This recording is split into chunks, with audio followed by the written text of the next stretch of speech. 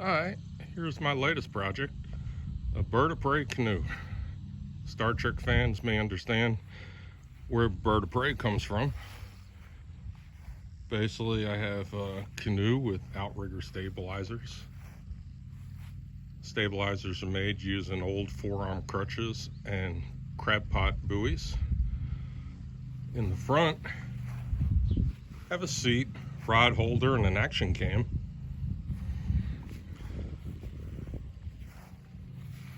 The stabilizers are mounted to the canoe gunnels, two pieces of wood clamped together. I installed rod holders on the wood. The stabilizers are attached to flagpole holders. I can adjust the angle.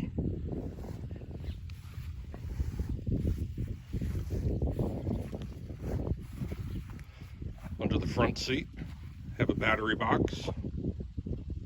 The wire is just running along the back. Another seat in the back. Then the transom for the trolling motor.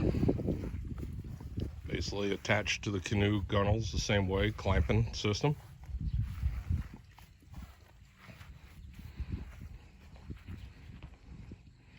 I've had it out on the water with just the stabilizers. Just this morning wired up the trolling motor and got that working.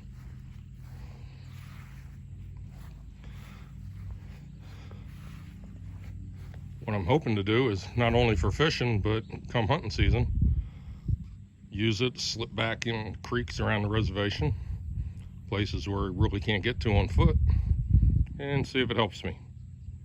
But that's it.